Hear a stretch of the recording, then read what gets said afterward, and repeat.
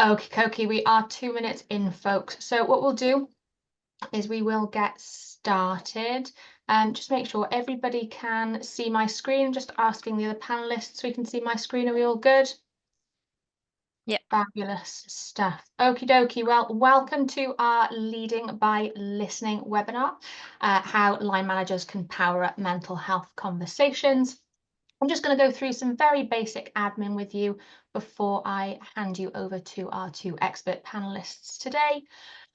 So the session will be recorded. It is recorded at the moment. Don't worry, I can't see you. Okay, none of us can see you. So sit back, relax, have your lunch, have a coffee, whatever it is that you want to do. Don't worry, we can't hear you and we can't see you. There will be time for a Q&A at the end. It's usually about 10-15 minutes. You'll see on the panel there are two options to speak to us. There is a Q&A button, but also the chat function. Okay, so if you do have a question for the Q&A, please put that in the Q&A and we will get to them at the end if time allows. And if you want to join in the conversation at any point throughout the webinar, please by all means use the chat function. Finally, this is a taster session. It's one of our commercial products, so we cannot share our presentation slides, okay? But don't worry, you're not missing out. You will be able to see this again. These webinars do get uploaded, and anyone who signed up to the webinar, which is frankly all of you, that's the reason that you're here, you will receive a copy and you will be notified probably at some point within the next 24 hours. Okay, so my name's Alice. I'm going to be hosting this webinar today, and I'm now going to pass you over to our two panelists. So join me in welcoming them. I'm going to start with Kath. Good afternoon, everybody. My name is Kath Wood, and as it said on the slide, I am Lead Disability Training Consultancy Specialist here at Medigold, which means I develop and deliver products, resources and training on mental health, neurodiversity and disability. I'm really looking forward to the session. Over to you, Kim. Thanks, Kath. So my name's Kim Najran. I work in the same team as Kath, and like she said, we focus on disability training and consultancy. For myself, I focus a lot on mental health. That is one of my passions. Outside of work, I also train as a psychotherapist. So when we're joining and listening into the webinar, things like listening skills and things like that are really my bread and butter and day to day. So yeah, really looking forward to talking you through some of these topics. So I'll start us off by covering what we'll look at today. So I'll start us off by looking at spotting the signs of potential mental health struggles. And then Kath will talk us through creating the right culture and environment. She'll look at approaching the conversation, some tools and resources to help you. So some practical tips there around having that conversation. I'll then continue with non-judgmental listening. We'll have a little bit of a practical exercise as well, where we'll bring it to life through a case study. So again, you can think about what might come up for you when you're thinking about your listening skills. I'll then move on to some signposting and some top tips. So stay tuned to the end of the webinar, where hopefully when you leave the webinar, you'll be able to take something from it and apply it straight away. So I'm hoping you get something from that by kind of listening in, engaging, sending stuff in the chat, which is already so great to see. So yeah, stay tuned to the end to think about what you might take away. Okay. So, let's start by looking at what we mean by mental health.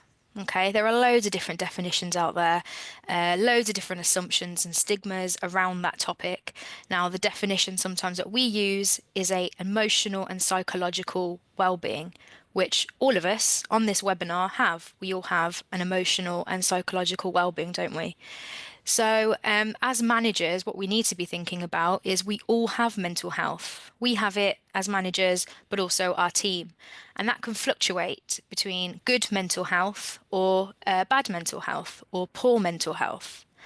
Now, we're so used to talking about mental health in a negative way. We follow it up with mental health issue, mental health problem, illness, etc. And we often miss actually, I'm having a really good mental health day today, coming into the office and my mental health's in a good space. So the idea that we are constantly moving, up and down, left and right, which is what this diagram on the screen illustrates. It's a really great way to look at those grey areas sometimes with mental health and to track the movement with our mental health. Okay, so it normalizes it. We're all on this continuum that you can see on the screen somewhere.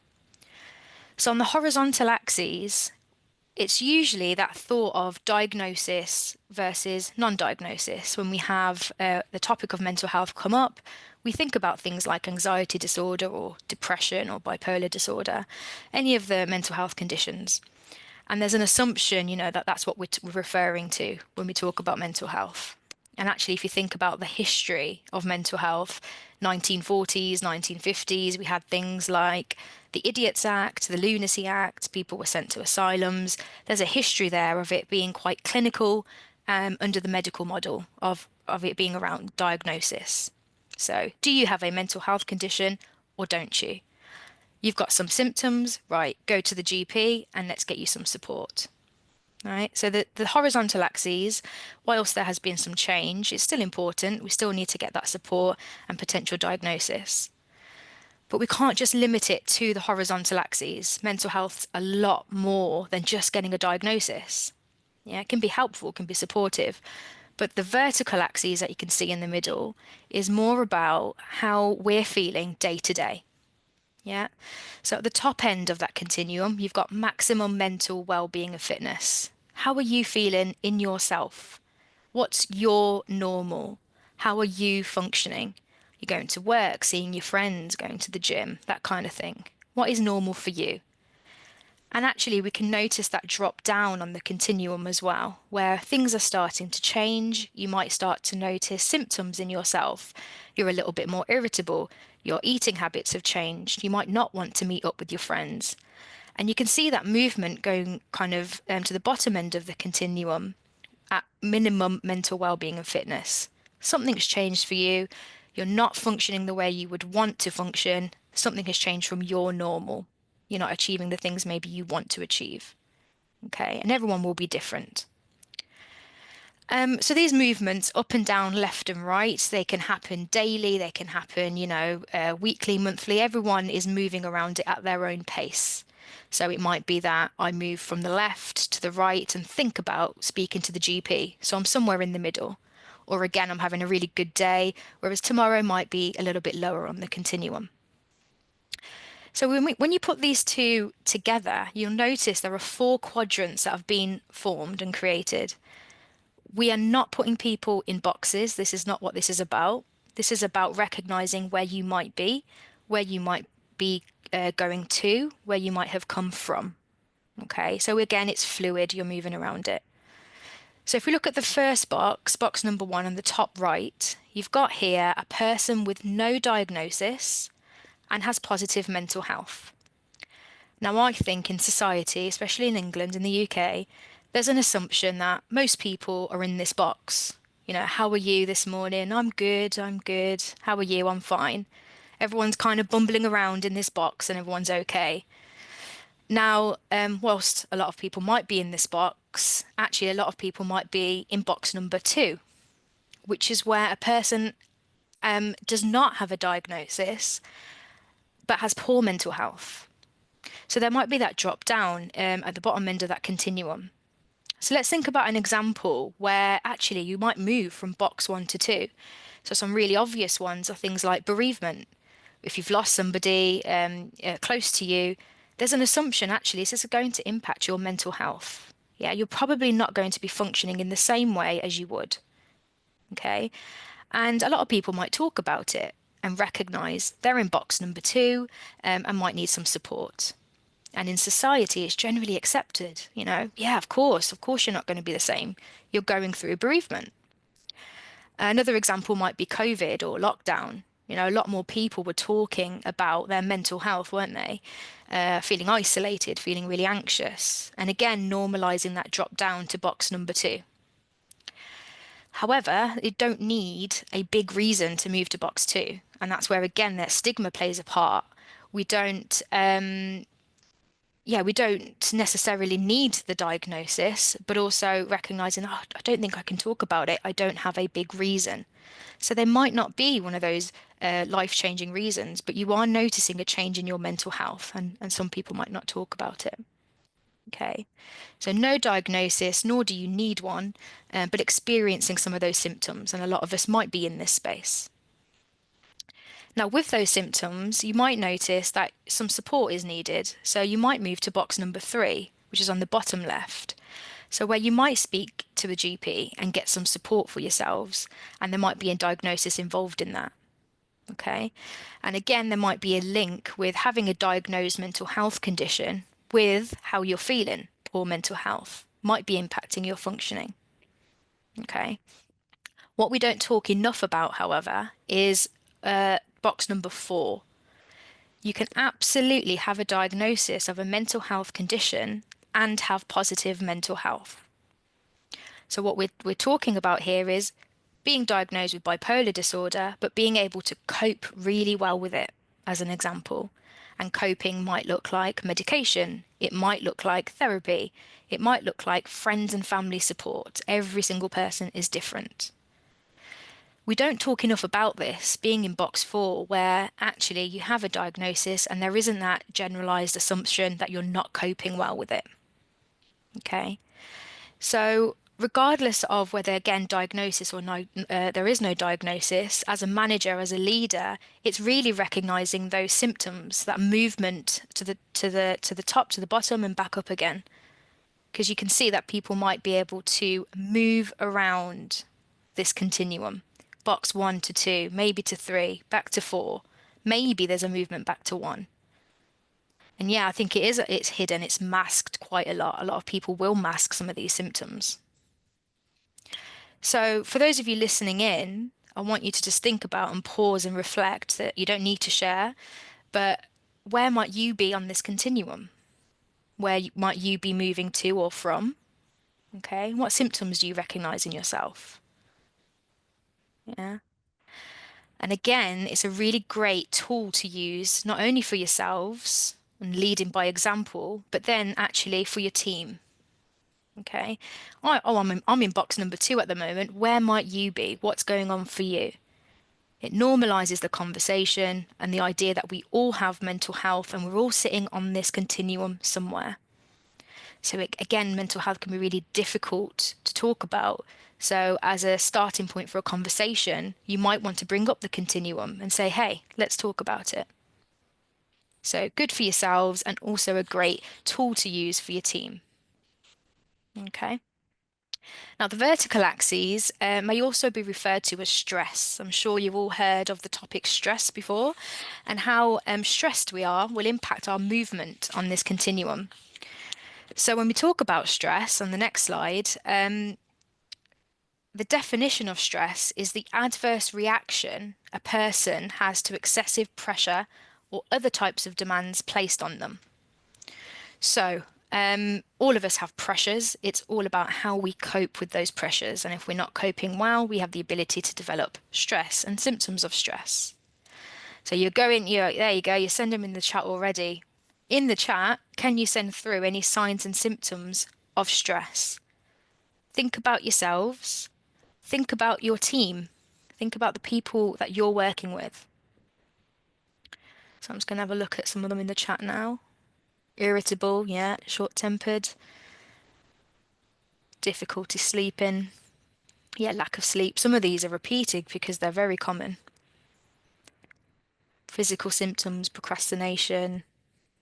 Irritability again, oh yeah, very similar to me. Loss in appetite. Yeah, low mood. Someone's gone into causes of stress. So yeah, so there might be some causes there and some risk factors to think about. Unusually quiet, but then the opposite of that as well. So being quite chatty, as I've seen in the chat. Yeah, and wow, signs of withdrawal, weight loss or weight gain. Yeah, really good. I don't think there's any shortage of symptoms coming through in this chat.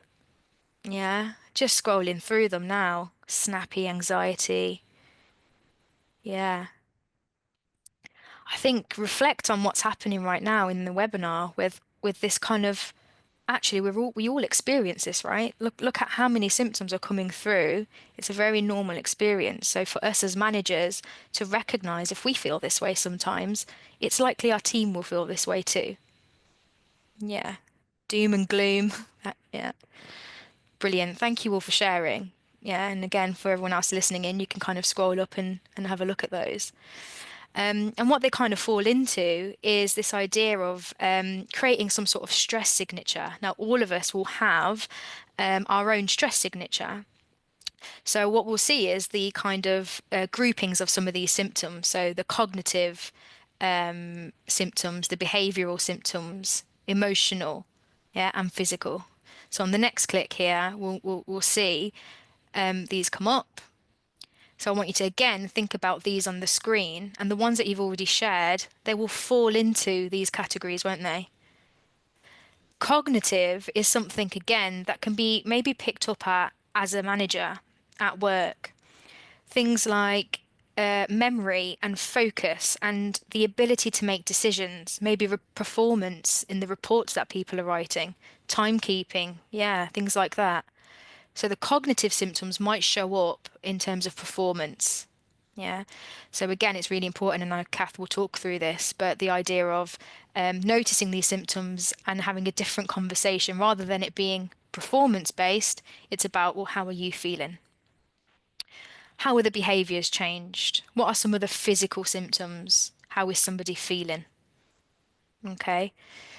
All of these will cross over. It's very likely you're not just going to have one symptom of stress. You're probably going to have a few of them. Yeah, so they will overlap. So you might notice some of these things within yourself and within your team. So something to take away and think about is, well, actually, what is my stress signature? What happens when I'm stressed? It might be an activity for your team. What happens when you're stressed? So I know when you're getting overwhelmed. So at least then I can step in and support you. Yeah. Another activity to consider actually is the stress container. And that's a really great tool to use, again, for yourselves, but also to support others. Now, you might have seen these, in a different diagram. It might be a stress bucket or something like that.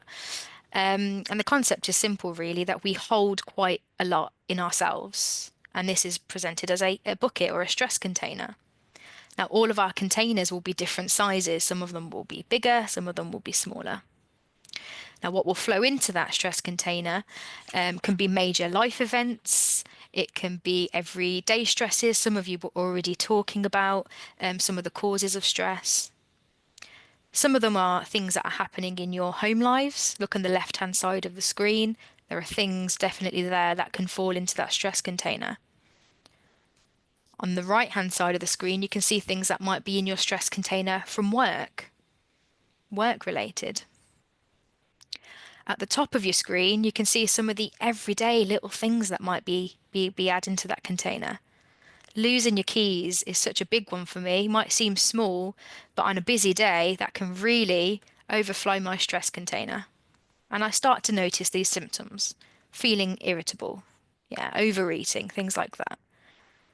So very quickly, looking at the screen with some of these examples, this container can fill up quite fast, sometimes without our awareness. Now, what we need to develop is the tap. Yeah, we're not born with this tap. We need to develop it. We need to practice it. And that is to let some of the stress out, which is through coping strategies. What kind of things can we do to support us with that stress? And we don't even realize sometimes it is releasing that stress. What are some helpful coping strategies that can let the stress out? So again, I want you to think about that for yourselves and think about that for your team. But there's also things that can be quite unhelpful, or not having coping strategies that can block the tap. Okay, so we need to be constantly thinking about what is changing in that stress container, and bringing awareness to what might be going on for somebody, especially as a manager. Kath now is going to talk us through, once we've spotted these signs, what can we do with it? What kind of things can we do to start that conversation in the workplace as a manager? Thanks, Kim. I think it is really important to remember that as leaders and as managers, looking after our own mental health is a really important part of this. But now I'm going to focus on how you as leaders and managers can make a difference to the mental well-being of teams, of people in your teams, whatever quadrant of the continuum they happen to be in at that particular point. So you can see on this slide, we're going to be starting by looking at the climate and creating that right climate for the conversation to happen. And I'm going to focus quite a bit on the conversation today, because that is such an important tool for unlocking the support that somebody might need from you. So looking at the climate, you can see that there's influence from the organisation in an indirect way. And this is actually about providing services, providing resources and information, and creating the right policies. But these can only really be effective if every employee is really aware of what's available and what's in place. And the manager plays such a key role in this. They're the conduit between the business and its employees. So there's real benefit in a manager ensuring that mental health support and information is well publicised and actually put on the agenda in meetings and discussed regularly, making it much more than just an email and a poster. But the bigger impact of a manager comes from directly how they can manage and influence and support people in their teams. So before I go on and give you some answers, it's time to get involved in the chat again. And you did such a good job with Kim. I'm looking forward to reading all of your contributions. So really my question is, what do you think a manager can do to be available, approachable and sensitive to mental well-being in their teams? So any suggestions for how they might approach being a manager, approach with the workplace and make that climate the best climate for a conversation? Okay, I'm going to struggle to keep up with you all again. Okay, so mindfulness is a good suggestion. Moving away from your workstation. So I'm going to be talking a lot about leading by example, following on from Kim saying looking after your own mental health, but actually doing the right thing for mental well-being in the workplace. Again, worry time's been suggested. Exercise. Looking at listening and active listening, big focus for this webinar is going to be listening. Visibility, being non-judgmental, regular one-to-ones, as mentioned twice, so important to plan and carry them out. Again, listening's coming up multiple times. Open door policy, asking questions, being reassuring. Tea and chat sessions, I really like that idea. Being available, promoting engagement. Fantastic. There's 110 of them. I can't read them all out. So hopefully you can scroll down and have a look at the answers from your colleagues on the webinar, but I'm just going to summarise some of the key points on the next slide. So really, feeding on from your answers, being able to support people in your team relies on relationships. And that comes from not just the formal parts of management, but the informal conversations. So the chit chat, and that becomes much harder when we work remotely, but thinking about how we want to engage people about the everyday life as well as the more formal parts of meetings. But formal structures like one-to-ones and team meetings are a fantastic way of making sure you pass on information and are engaged with your team. We talked about being visible, available, reliable, genuine interest in well-being. So not just being a token conversation, just really asking good questions and actually caring about the responses. You can promote positive mental well-being by giving feedback and praise, but also, doing it yourself, but also creating a culture where actually the team is encouraged to praise each other and support each other can be really good. There can be a lot of business change. There can be some difficult decisions you have to make as a manager. So trying to take a consultative approach, involving people in the conversation, asking their views, agreeing workload and actually planning the workload together goes a long way to preventing people from having a build-up of stress. It's also really good for empowering the team to take ownership and responsibility for their workload. Ultimately, being flexible and treating people as individuals is so important, and it can really help make sure that people are not impacted negatively by their workload, particularly if we consider that there's a variety of personal issues that we know from our stress container could be going on for people. So people may respond differently to the same level of work stress because of what's going on in their personal lives. So being flexible and adaptable and being sort of sympathetic in how we manage those targets and deadlines. Making sure you keep people informed about change and being aware of any conflict and dealing with it really effectively and early on. So resolving disagreements and issues really quickly will help prevent that ripple effect that affects people's mental health. And I would also say there's a real value in challenging any negativity that you hear about when people are talking about other people's mental health, or comments or terminology or language that's used in the workplace can really have an impact on how people feel about talking about their mental health. So really thinking about how we might do that. So we need to also think about how we lead by example. So there's some really good examples in the chat that you've shared already, but talking about your own experiences, encouraging good working practices. So not too much late night and early morning working, not working through your lunch all the time, taking breaks away from your desk, thinking about your health and well-being generally. So thinking about exercise and diet as well. Just talking about the good things that you know works for you, and actually asking people to share their ideas as well. And really it is about balancing that work-life balance, to maintain not just their mental health, but also the performance and the productivity and a really engaged workforce. Really leading by example is so important, because actually if you expect those standards of yourself, you can expect the same standards of your team, and that's really positive leadership. So now let's think about the conversation. We've tried to do everything we can to create the right climate. Now we need to think about how we can prioritise having open and helpful conversations about mental well-being regularly and also when needed. So there's a lot of concern often about having these conversations, worrying about we're taking the lid off something we don't really know how to deal with, that we think these conversations will be difficult, we won't know what to do with the information that somebody shares with us. But most often these conversations are just checking how people are, and finding out what's going on for them and working out anything that you can do to support them and their performance at work. So be really reassured that if issues go beyond your expertise, if you can't deal with it yourself, then there's support available from your human resources department if you have them. There are support services such as employee assistance programs often. You might have an occupational health service that you can seek support from. And essentially we want to be signposting to the right organisation or specialist medical help if we really feel somebody is in crisis. We shouldn't feel that we need to take all of that weight on our own shoulders.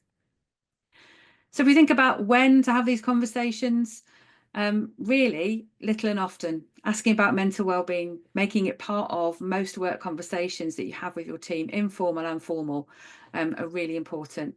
Often we have key checkpoints that we focus on conversations about development, workload, support, doing appraisals and reviews. But really asking how somebody is should be one of the first things we say in those conversations. What this does is ensure that your team have frequent opportunities to share with you anything that's really worrying them. However, there may be certain circumstances where we know that these conversations are more needed. We've seen some examples already from some of the stressors that could be experiences. So thinking about that this could come up in a formal conversation that could already be connected to something that's going on at work, such as performance issues, sickness absence. It could just come up in a routine one-to-one. Even if, when people are coming back from their absences, even if the absence wasn't related to mental health, it could be a physical health concern, then it's really important to check in on somebody's mental well-being as well. Sometimes people might explain away symptoms as a migraine or a stomach bug, when in fact they're feeling low or anxious, but they didn't really want to tell you. And also when coming back to work from any prolonged absence can be really difficult and be stressful for somebody's return. Some people unfortunately still feel there's a stigma around mental health and don't open up to you as a manager until they're backed into a corner. So we might not hear about somebody's struggles until there's a performance issue. So if this happens, it's important that you pause the performance conversation and focus purely on mental well-being, booking another time to come back to that performance conversation if you need to. And of course, the topic could come up in a regular one-to-one, especially if you ask the question at the start. So it's often a lot easier to have these conversations when these structures and these existing conversations happen, as we already have planned the time and the space to have that conversation. And plus, it tends to come up more naturally in those conversations without you specifically raising it. But you may actually have times where you need to and want to instigate a conversation when you've spotted something. And this can be a lot more difficult. So you might have noticed, just one second, you might have noticed some changes in somebody. So we've already heard from Kim about some of the changes we might see when somebody's mental health is sliding down the continuum. We talked about maximum and minimum well-being. So we can really improve our chances of spotting those signs in our teams if we begin to develop relationships and rapport, and we know them well. So we know how they present when they're feeling well, so that then we can spot it's much easier for us to spot when they start to feel unwell. So these changes, as we've heard, could be in their behaviour, how they interact with others, how vocal they are, their reliability and punctuality. They may be a lot of changes in that. And we could see frequent short absences. So we could see changes in performance, missing targets and deadlines when they wouldn't normally do that, forgetting meetings, losing something, and seeing less work and poorer quality of work. And we could see mistakes or even accidents at work. Could also make some time for those conversations if we know that there is particular professional personal stressors. So going back to that stress container, if we know those things are going on, even if people are not coming to us and talking about them, if we know they're going on in the background, then we know that conversation is more needed. So there could be deadlines, particular busy work times, big meetings or presentations coming up. There could be significant business change, or there could be personal challenges, as we've heard, like bereavement or family issues. So if we know about that, it's really important to actively reach out to that person if you're starting to notice those changes, or you suspect that life is causing them a lot more stress than normal. The earlier you have the conversation, the better it is for everybody. Talking it through can really just be helpful in itself, but knowing that you can do something to change things at work or signpost them to specialist support. If they get that earlier, then we can really make a massive difference to prevent their mental health from worsening. If we start conversations about mental well-being regularly, we give plenty of opportunities for people to talk to us about it. But we need to really remember you can never force somebody to open up if they're not ready. All we can do is keep providing those opportunities to have a conversation. They may be difficult, you may be wary of them, we often feel ill-equipped, but actually just remember your role as a manager is not to solve all of the issues. It's about making sure that the person gets that access to the right professional help through our signposting. And if it's certain things at work that are contributing to their poor mental health, then we're in a really good place to make those adjustments to help reduce the impact of work on their mental health. So we have the gift of some of those things within our grasp. If not, it's about using those professional supports. We may worry that we'll do or say something wrong, but if you genuinely approach the conversation with compassion, there is very little you can do to make somebody feel worse. The worst thing we can do is avoid the conversation entirely, put our head in the sand and hope it gets better. Remember, it's going to be much more difficult for the person who's struggling with the symptoms to have this conversation than it is for you. So now let's look at starting the conversation. It's often the hardest part. We don't really know how to say it. We don't know what to say. We don't know how to sort of say that first sentence. So there's a few on the slide, just some examples. And what I would say, it has to be from the heart. It has to be how you would normally speak. So you don't feel like you have to read this like a script, but here are some suggestions of how you might want to start the conversation. Quite often what I would say, it's about saying what you've noticed. That's a really good gentle introduction to it, rather than saying you're doing this, you're doing that. So I've noticed you've got a lot on. We haven't caught up in a while, work's quite busy. So it's all of that kind of gentle introduction, and then really just asking a really good open question. What can I do? What's going on? What will help? So take some of these examples, make it fit how you speak to your team, make it from the heart, make it from your personality and based on your relationship. The most important thing is that you must be sincere and honest and deliver it with compassion, and allow the person to speak and share their experiences. You will learn a huge amount if you ask really good open questions. So a few other things to consider about the conversation. So on the next slide, we're going to have a look at how we kind of can prep and prepare and the kind of approach that we might want to take. So talking about time and place for the conversation, really making sure we've got a quiet, private space. We've both got enough time to have the conversation. It's convenient for everybody. And it might be that you need to actually arrange cover for that person, or maybe have it at the start, at the end of a shift, to make it easier for that person. We don't want to add any more stress to their lives by interrupting perhaps a busy period at work.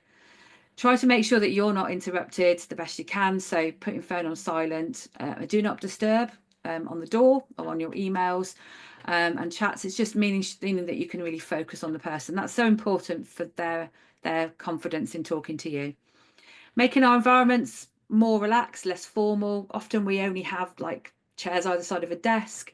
Sometimes if you've got like a well-being room or a more sort of comfortable sitting room, which has got armchairs and sort of lower tables, that's great. But if not, try and sit diagonally across the corner of your desk rather than directly opposite. It really just makes it feel less like a performance conversation and less like a formal managerial telling off, which people might perceive it to be. You might decide that actually it's best to have it off-site. A walking meeting, sitting on a park bench in the local park, a cafe might be suitable as long as you've got that private space. You might have to invite somebody to the meeting. And again, if you are doing that, make sure they know it's not about performance and they're not in trouble. You know, feeling like you're going to the headmaster's office when you're called for a meeting with your manager can really add a lot of stress to people's lives. So, and people could be a lot more sensitive and feel much more negative about themselves already. So actually they may assume that they have done something wrong in that scenario. So we talked about some of the open questions to start the conversation. Open questions generally are really good for allowing that person to share their experience, so that you get a lot more information from that way. It also shows that you value what they're saying. Active listening, our body language says an awful lot about our intent. So leaning forward, nodding, you know, giving really good eye contact without being confrontation is really good. Nice, open, relaxed body language. And again, that will come out later on. We talk a little bit around techniques as well. So take note of what the person is saying, listen patiently and calmly. You try not to interrupt, try not to confront them or disagree with what they're saying. So try not to kind of challenge back at all, even if you disagree. Also be aware of your own emotions. Try not to show that you're upset, because this could show that, you know, add to somebody's shame or guilt and discourage them from talking further on about it. Be calm, be reassuring, verbally and in our tone of voice and body language. Be compassionate and understanding and empathetic, and think about how they might be feeling and you just to guide your questioning. But try to avoid statements such as, I know exactly how you feel. We should show a level of sympathy, but being aware that being oversympathetic can be quite difficult. It can come across as patronising and insincere. It can also lead you to blur those professional boundaries, and you could get too involved in those personal issues. Try to listen without making judgment. I'm not going to tell too much about that because Kim's going to talk about that later on. But sometimes we reflect back on similar experiences, but actually we need to make sure we're treating each person as an individual. Ask them what they would like you to help with, and how you're going to solve the problems together. Trying to help make sure that the person's fully engaged in what those solutions are. It increases the chances of them following through and doing that stuff. It also means that they can be more self-reliant in the future and don't have to come back to you so often. We really want the person to be equipped to handle similar scenarios in the future. And follow up. Make sure that you offer the appointment to meet again. It's really good to kind of check in. So if you've referred to somebody else and signposted, check in how that's going. If you've made some changes to the workplace, you need to check in how that's going. You might actually have not even got to solutions in that first conversation because somebody's just offloaded what's going on. So it's really important that you book that regular follow-up. Two more things to consider. Think about your own mental health. We've already talked about it today. If there is a topic of conversation that comes up that is particularly difficult for you because of a personal experience, then you may need to say, actually, I think I might need you to speak to somebody else about this because it could be too upsetting for you. So bear in mind, you aren't supposed to be immune to the things that have happened in your life. So sometimes it is important that somebody else takes on that support. And finally, really what we're saying here is have confidence in your ability as a manager. You're not expected to be an expert in stress or mental health. So really it's about gathering information from the person and seeing what you can do with the knowledge that you know about the job to put some things into place. But signposting to experts is the best solution for particular issues which are out of your expertise. Now, if you don't know how to help, it's fine to say to the person that you'll investigate, take some advice and discuss it with them in another meeting. You can also seek advice and support from other managers and HR before coming back with an answer. You're not expected to be an expert first time round. So I'm going to take you through some conversational techniques now and some tools to help you with these conversations. I'm not going to read off every single one because I really want you to go and look up at the ones that you are quite interested in. So I'm just going to kind of summarize some of these techniques. So SOLAR is an acronym that helps you remember the right non-verbal communication or body language, including posture, eye contact, and our non-verbal responses. Listen, obviously, is a really good acronym because you remember it. But the N is a really important one about never interrupt. So that means it's allowing somebody to talk. And that's a good reminder for that one. So RASA and OARS are two different versions of motivational interviewing. In RASA, the receive really just means listen well. And the A is for appreciate, which is about respecting and valuing what somebody is saying, which in OARS is affirmations, the same thing as affirmations. So things that you could say for that could be, thank you very much for sharing. I can see how difficult that must have been to tell me about it. I can see how important this issue is to you. So it's really about adding that value and feedback to encourage that person to feel comfortable to keep talking.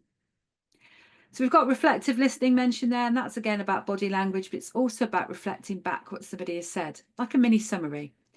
So this shows that you've truly listened to them because you've taken on all that information, but it also means that if you've misunderstood, then you can clarify it and they can correct things.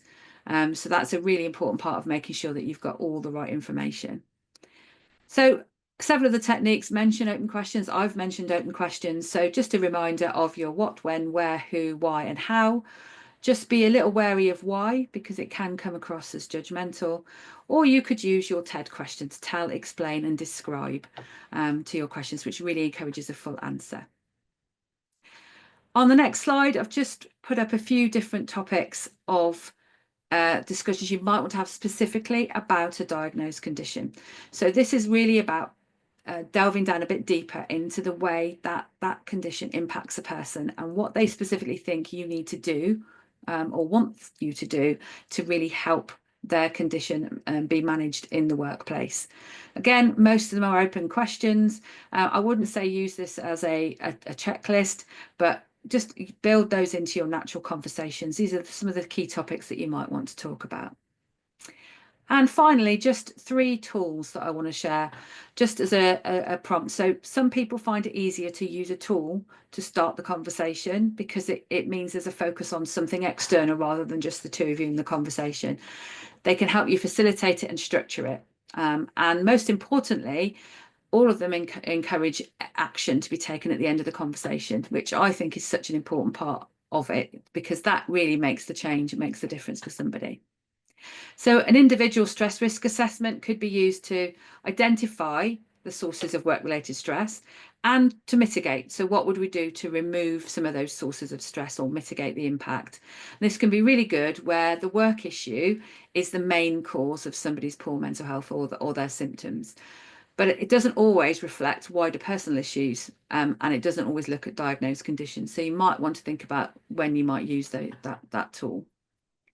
The Wellness Recovery Action Plan is often completed with a mental health support service. So you might, if somebody is having support from that service, you might ask to see the version they've completed. It's entirely up to you if they share it with you, but it would be obviously to everybody's advantage. But some businesses do have their own version. There are lots of variations, but in principle, really, it's about the person telling you and recognising to themselves what helps them maintain good mental well-being, what potential stressors might make their mental health worse, what actions can they and others take when something does start to affect their mental health? And most importantly for me is what action should be taken when they're in distress or crisis. It's really helpful to have their consent to know what action to take. And finally, the workplace or health passport is a record of how somebody's health is affected by work and vice versa. So how work is affected by their health. And this really notes down the specific support and adjustments that they need to stay healthy at work. And the real benefit of this one is it travels with the person as they move across teams or the manager changes. So it really prevents the person from having to repeat themselves, tell all those information across again, and worry that their adjustments might not carry on if there's a change of their line manager or their role at work. So I think those are really useful to help the conversation. But I know now I'm going to hand you back to safe hands of Kim to talk about non-judgmental listening, which really is such a key foundation for getting these conversations to work effectively. Yeah, perfect. Thank you, Kath. What came to mind when you were talking was that phrase, especially for managers.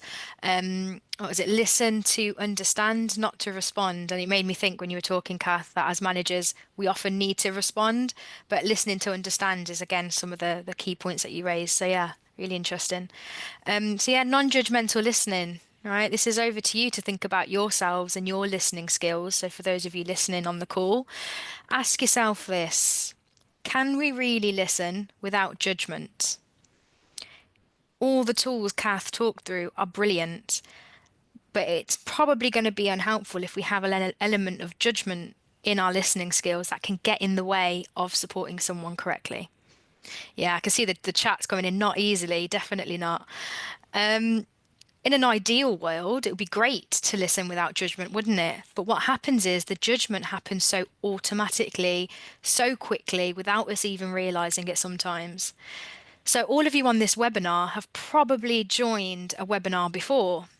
And so you've probably formed some sort of judgment based off your previous life experiences on joining webinars. Maybe you've got it on in the background, or you're in the car and you're not really going to pay attention because they're usually quite boring. Maybe that's your experience, who knows? Maybe that's my experience. And what happens is we form that judgment. Is this going to be a good webinar? Is this going to be bad? Are you indifferent? When Alice started and hosted the session, when myself and Kath did the introductions, were there some judgments on how good or bad this webinar was going to be based off that? Don't want to hear those judgments though. You can keep those to yourself. Okay. But it happens. It's so automatic. Yeah. There's no, sometimes it's really difficult to be aware of what is going on for you. Okay. And it's our life experiences that shape those judgments. And we all come from different worlds. All of us on this call have a different window on the world. So the next diagram kind of shows this, where we're at the center. All of us have that different lens on how we see things. We're perceiving this webinar differently. Some of us have different experiences on being managers or being listened to well, or maybe you really want to be listened to, which is why you're here on the webinar. So, for example, looking at this diagram, it's referred to as the frame of reference. All of us come from and have a different frame of reference based off some of these things. We use age quite a lot, don't we? You know, the older you are, the more experience you have. Actually, younger people might have had more experiences in some ways than older people. Who knows? But we form judgments about this, don't we? For example, in your education, you might have had a module about mental health, which spikes your interest in mental health, which has made you a really compassionate, supportive leader or manager. Some of you might have a judgment about mental health because our parents and their parents didn't believe in it. The idea of, oh, just get on with it, keep calm, carry on, you'll be fine. I managed to do this, you should manage to do this. So the mentality and our perspectives and our view of the world are so different. Yeah, you have really compassionate managers, and sometimes managers are more direct because they've got deadlines to meet. There's a lot of pressure on them. So I want you to think about your frame of reference and what shapes your listening skills, and it shapes you as a manager to be able to hold people in that kind of space of, tell me about what's going on. Talk to me about how you're feeling. Okay. You might have experienced poor mental health yourself for a period of time, and that's going to impact you as well. So again, take some of these things into consideration and how it might shape who you are. Okay. So our brain is very used to automatically creating these judgments, and you might have heard the phrase unconscious bias. And that's when we make judgments or decisions based on our prior experiences from our frame of reference. Okay. So what can we do with this? We know it happens so automatically. I can see some really great comments in the chat saying, try not to be judgmental, try to be open-minded. So on the next slide, it kind of shows different kind of phrases that we might use when we try to be non-judgmental. We want to be open-minded. We want to be unbiased. We want to not show any prejudice towards anybody, any group. And like I said, in an ideal world, that would be great. What we need to try to do is first identify, what are we being judgmental about? Why is it difficult for me to hear what this person is saying? It's because they've done this before, or because they're not performing very well, and that's going to reflect on me. So again, it's really looking inwardly before we can start to then support others, and trying to be as neutral as possible. Okay. And if you want to think of it in this way as a manager, it's going to benefit you and your team if we are supporting people correctly as well. Yeah, being able to give someone a space to listen is going to impact your team in a positive way. Okay. So let's think about this in a bit of a working example. So if you go to the next slide, there's a short case study here, which I'll read out. And I just want you to think about and apply the first thoughts that come up for you. Again, all of you on the webinar might be from different teams, different roles, different environments, so different frame of references, which means that different thoughts will come up. So let me read it through. Joey joined your team 6 months ago. He had previously demonstrated real enthusiasm and hard work by coming in at least 15 minutes early every day and delivering work on time to a high standard. However, recently he's been showing up a few minutes late most days, and his work seems to be less detailed, so there's a performance element. You hear from another colleague that Joey's been drinking alcohol most weekends and on the last 3 Mondays been hungover in the office. You call Joey into your office to have a chat. Okay. So take a few moments, think about your initial reaction to this situation. You might have an initial gut reaction to the idea of alcohol, or coming into the office hungover might bring up something for you. You might have a reaction of real concern. You might work on construction sites, and actually there's a risk element here, or the person might be a driver. So again, it depends on your place of work. So think about your initial reaction and what you might say to Joey, and what might you need to consider. Yeah. So again, it might be consideration of risk and safety. It might be consideration of, well, this has happened several times before. It might be consideration of the power dynamic between you as a manager and Joey.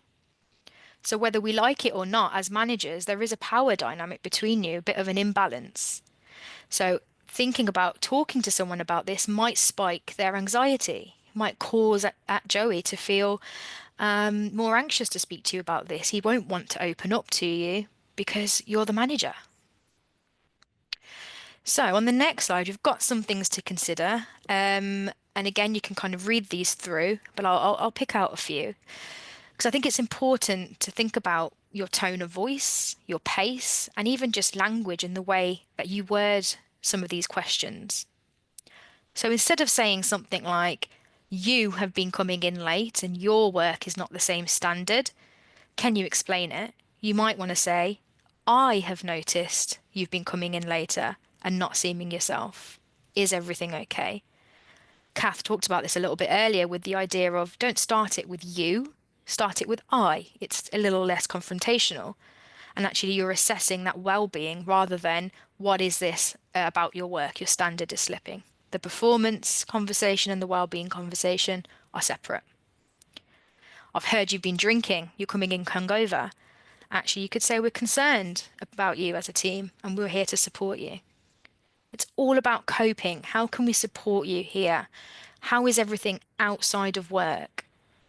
Yeah. What can we do to support you at work? Should we talk about how you are coping with things outside of work and how it might impact you here? Because there might be a risk. It might impact, actually, we can't send you out today because we're unsure that you're going to be safe. Keep bringing it back to that person. Keep bringing it back to that level of I have concern, I care about you, I want to support you the best way possible. Rather than focus on the alcohol and the judgment that might come from that. Okay. So I hope you've taken something there in terms of maybe what might come up for you, a little bit of an example that might spark some of your judgments or spark some of your concerns. I mean, loads of other examples come to mind that will fall into your frame of reference. I've heard once, somebody's hamster died in the office and then they've been really struggling to cope with it. Your judgment might be, well, what's a hamster? That's no big deal. But the point is we're supporting that person with the struggling to cope piece. Okay. So yeah, I hope you got something from that. So just looking to close the session, I want to leave you all with some top tips. Okay, so I'm hoping from what we've discussed today, from what Kath's talked about, some things that you might want to action straight away when you leave the webinar. Get feedback on your listening. Ask your team, ask your managers, ask your team, what do you think about my listening skills? Yeah, maybe ask one or two people first. It might feel a bit scary, but see what they say. See what the feedback is. Be clear on the times that you are or not available. You might be really busy, so be clear with setting those expectations. You know, my team status is do not disturb, but I'll change it to available when I can speak. So think about how you might communicate and accept those expectations. If you are unsure, just ask the question. Yeah, be as direct as possible, be clear as possible. This is not about performance for you. I want to focus on how you are. I've noticed a change. Do you want to talk about it? And if they say no, all we can do is say, I'm here if you want to talk. Lead by example. So you managers on the call, make sure you're having your lunch, you're taking the topic of mental health seriously, or taking a lunch break if you can. Tell your team that you have been on this webinar. I'm taking this seriously. I want to be better.